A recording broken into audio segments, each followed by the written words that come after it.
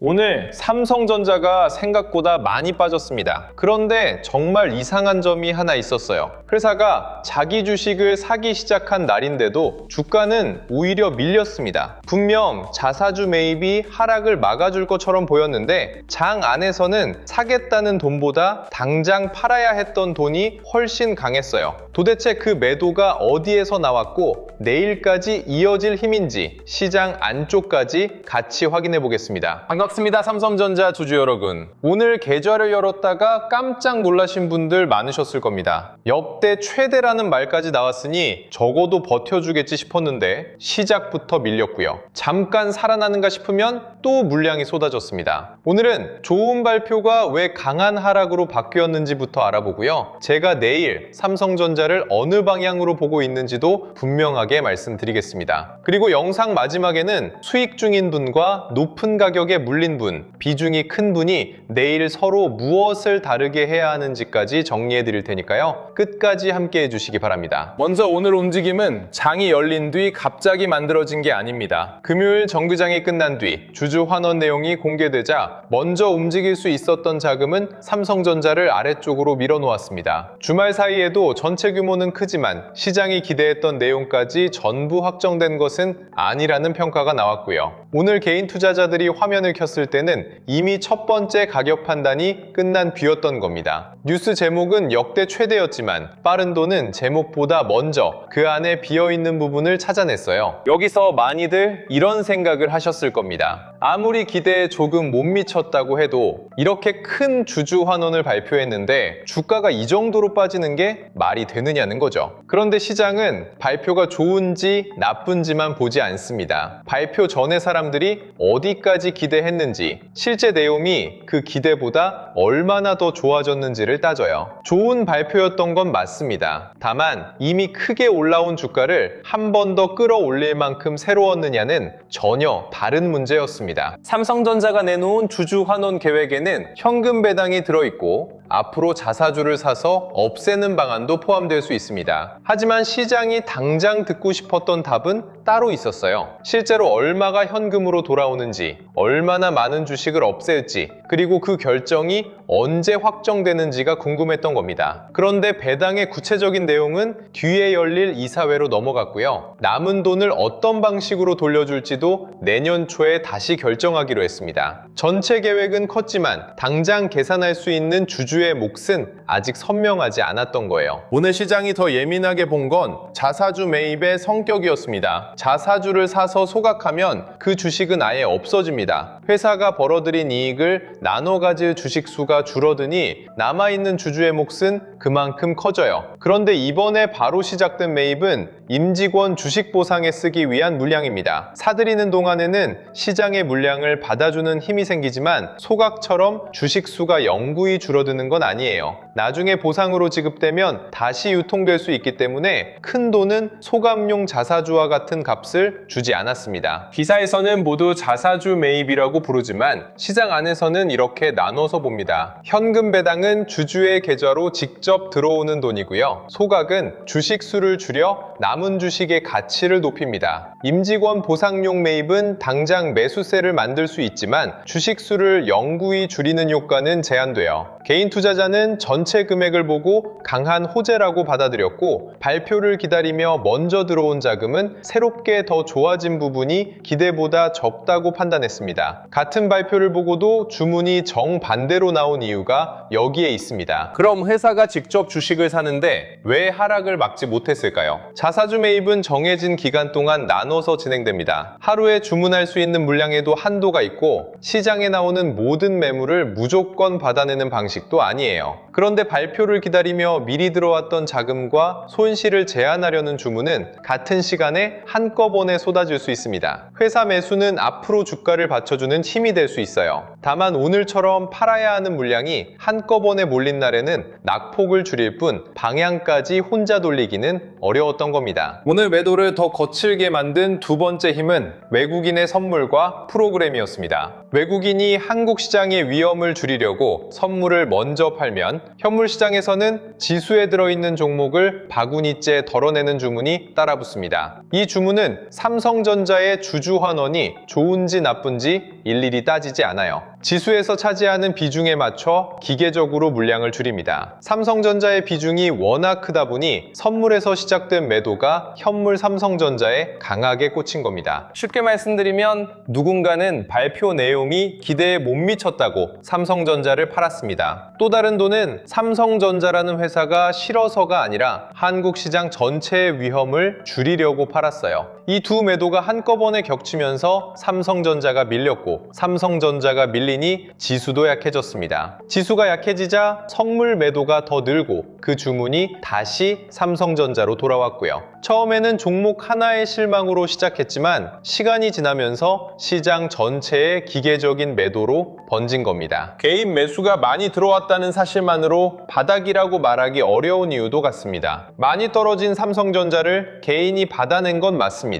하지만 개인이 사들이는 속도보다 외국인과 기관이 던지는 속도가 빠르면 주가는 계속 눌릴 수밖에 없어요. 오전 저점에서 한번 받았다는 사실보다 더 무겁게 봐야 하는 건 오후까지 그 매수가 남아 있었느냐입니다. 반등할 때 거래가 붙지 않고 팔던 주체가 그대로였다면 바닥을 만든 매수라기보다 급락 뒤 잠깐 들어온 짧은 돈에 가까울 수 있습니다. 여기에 단일 종목 레버리지 상품도 영향을 줄 수 있습니다. 이 상품은 삼성전자가 하루 동안 움직인 폭의 2배를 따라가도록 만들어졌어요. 그래서 매일 장이 끝날 때 목표 비중을 다시 맞춰야 합니다. 주가가 크게 흔들린 날에는 이 과정에서 선물이나 현물 주문이 추가로 나오면서 장 후반 움직임이 더 거칠어질 수 있어요. 오늘 하락을 전부 레버리지 탓으로 돌릴 수는 없습니다. 다만 이미 매도가 강하게 기울어진 날 하락 속도를 더 빠르게 만드는 힘으로는 작용할 수 있습니다. 자, 이제 오늘 하락의 순서가 보이실 겁니다. 주주 환원 기대가 먼저 주가에 들어갔고 실제 발표에서는 시장이 기다렸던 즉시 소각과 세부 방식이 전부 확정되지 않았습니다. 기대를 샀던 돈이 빠져나가자 외국인 선물과 프로그램이 낙폭을 키웠고요. 레버리지 상품까지 비중을 다시 맞춰야 하는 환경이 겹치면서 하락은 더 거칠어졌습니다. 회사의 실적이 하루 만에 무너진 건 아니에요.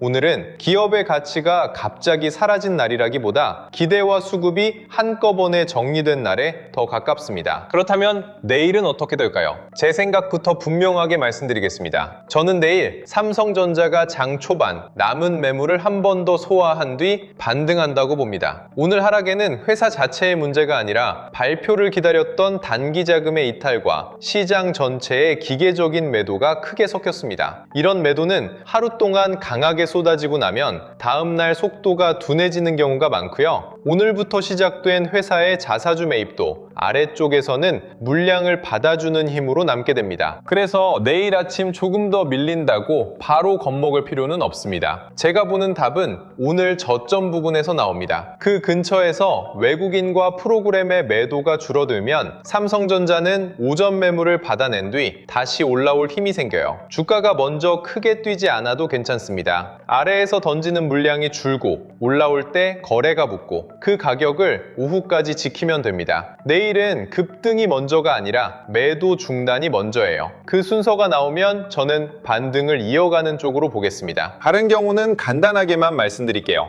장 초반부터 크게 오르는데 외국인과 프로그램은 계속 팔고 있다면 그 상승은 따라가면 안 됩니다. 급락을 보고 들어온 짧은 돈이 만든 반등일 가능성이 크기 때문이에요. 오늘 저점 아래에서도 매도가 더 늘어난다면 반등을 기다리며 추가 매수할 때가 아닙니다. 그때는 내 계좌의 비중과 현금부터 지켜야 해요. 그러니까 제 전망은 장 초반 매물 소화 뒤 반등입니다. 다만 수급이 따라오지 않는 급등은 쫓지 않고 저점 아래에서도 큰 돈이 빠져나가면 계좌부터 챙기는 겁니다. 그런데 영상에서는 이 정도까지밖에 말씀드릴 수 없습니다. 내일 나올 움직임을 미리 간단하게 나누고 각각 무엇을 조심해야 하는지는 알려드릴 수 있어요. 하지만 장이 열린 뒤 실제로 외국인 매도가 멈추는 순간, 프로그램이 돌아서는 순간까지 영상이 함께 움직일 수는 없잖아요. 영상을 확인했을 때는 이미 흐름이 달라져 있었다는 분들이 생기는 이유도 여기에 있습니다. 그래서 삼성전자 대응알림센터에서는 실제로 그 변화가 나타나는 타이밍에 지금은 기다려도 되는지, 반등을 이용해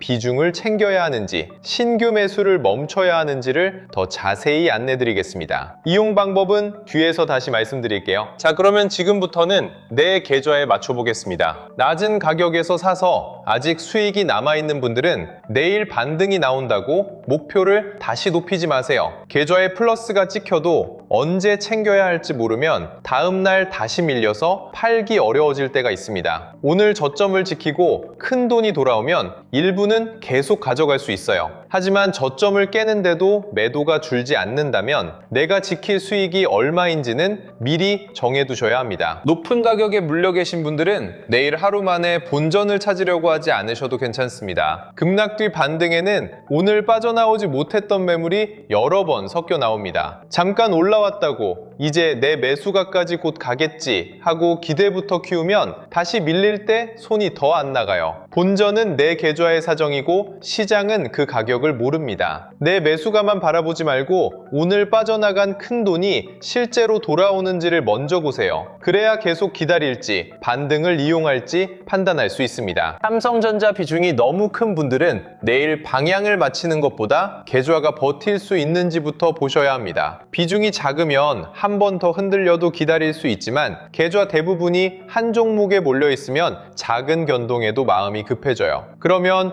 약할 때 던지고 다시 오를 때 따라붙는 실수를 반복하게 됩니다. 내일 수급 없이 위로 튀는 반등이라면 비중을 나눌 기회로 볼 수 있고요. 아래에서 매도가 멈추고 큰 돈이 돌아온다면 서둘러 손댈 이유가 줄어듭니다. 신용이나 레버리지를 쓰고 있다면 더 단순하게 보셔야 합니다. 현금으로 산 주식은 기다리는 시간을 내가 정할 수 있지만 빚으로 산 주식은 시장이 그 시간을 정합니다. 오늘 많이 빠졌으니 내일은 오를 거라는 생각만으로 추가 매수를 하면 반등이 하루 늦어지는 것만으로 계좌가 먼저 버티지 못할 수 있어요. 저점 아래에서 매도가 계속 쌓인다면 수익을 찾기 전에 강제로 정리되는 위험부터 줄이셔야 합니다. 살아남아야 다음 기회도 잡을 수 있습니다. 아직 삼성전자를 보유하지 않은 분들 눈에는 지금 가격이 굉장히 싸 보일 겁니다. 하지만 많이 빠진 가격과 매도가 끝난 가격은 다릅니다. 내일 장 초반 반등을 놓쳤다고 급하게 따라갈 필요도 없어요. 놓친 상승은 손실이 아닙니다. 오늘 저점을 지키고 팔던 주체가 멈추고 올라온 가격이 오후까지 남는 걸 확인한 뒤 들어가도 기회는 있습니다. 가장 싼 한 번을 마치는 것보다 매도가 끝난 뒤 들어가는 편이 훨씬 편합니다. 내일은 하루의 색깔보다 돈이 얼마나 오래 남는지를 보세요. 아침에는 오늘 남은 손절과 급락을 노린 매수가 부딪힐 겁니다. 오전이 지나면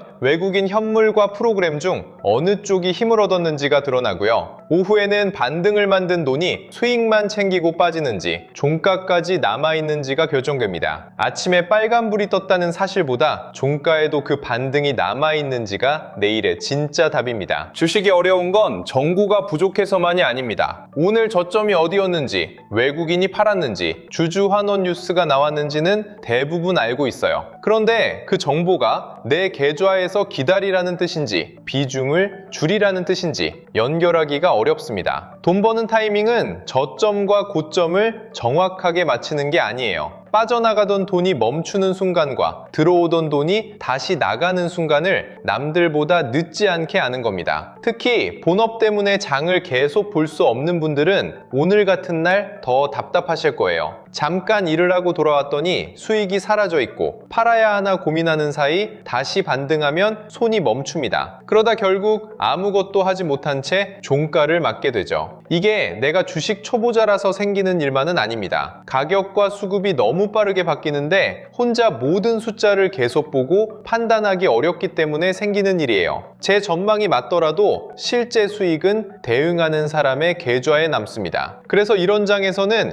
방향보다 대응 속도가 더 무섭게 차이를 만듭니다. 그래서 오늘 같은 급락 뒤 무엇을 해야 할지 막막한 분들께 삼성전자 실시간 실시간 대응 알림이 필요합니다. 가격이 조금 움직일 때마다 보내는 알림이 아니에요. 오밀 저점처럼 판단을 바꾸는 가격을 지켜내거나 이탈할 때, 외국인과 프로그램의 방향이 달라질 때, 삼성전자 판단에 영향을 줄 뉴스와 공시가 나올 때 자세한 대응을 안내드리는 방식입니다. 가격을 대신 맞춰주는 곳이 아니라 지금은 기다릴 때인지 계좌를 먼저 챙길 때인지 실제 변화가 나온 타이밍에 알려드리는 곳이라고 생각하시면 됩니다. 이 알림은 수익이 났는데 언제 챙겨야 할지 몰라 다시 본전으로 돌아간 분들께 필요합니다. 높은 가격에 물려있어 작은 반등에도 마음이 급해지는 분, 삼성전자 비중이 너무 커서 혼자 결정하기 어려운 분, 본업 때문에 장중 수급을 계속 볼 수 없는 분들도 마찬가지고요. 처음 신청하시는 분들께는 추가 하락과 횡보, 반등에 따라 무엇을 다르게 봐야 하는지 정리한 삼성전자 3단계 대응표도 함께 안내해드립니다. 종목 이름만 보고 끝나는 자료가 아니라 내 보유 상태에서 무엇부터 해야 하는지 대응 순서를 잡는 데 사용하시면 됩니다. 신청 방법은 어렵지 않습니다. 영상 아래 더보기란이나 고정 댓글에 있는 삼성전자 실시간 대응 알림 신청을 눌러 간단하게 신청해주세요. 신청하신 분들은 확인되는 순서에 맞춰 대응표와 알림센터 이용 방법을 안내해드리겠습니다. 영상에서는 내일 가능한 움직임을 미리 간단하게 말씀드리고요. 장이 열린 뒤 실제로 돈의 방향이 달라지는 타이밍에는 대응 알림센터에서 그때 필요한 행동을 더 자세히 알려드리겠습니다. 이번에도 주가가 다 움직인 뒤 이유를 찾지 마시고 내 계좌가 움직여야 할 순간부터 놓치지 않도록 미리 준비해 두셨으면 좋겠습니다. 자, 오늘 내용을 간단하게 정리해 볼게요.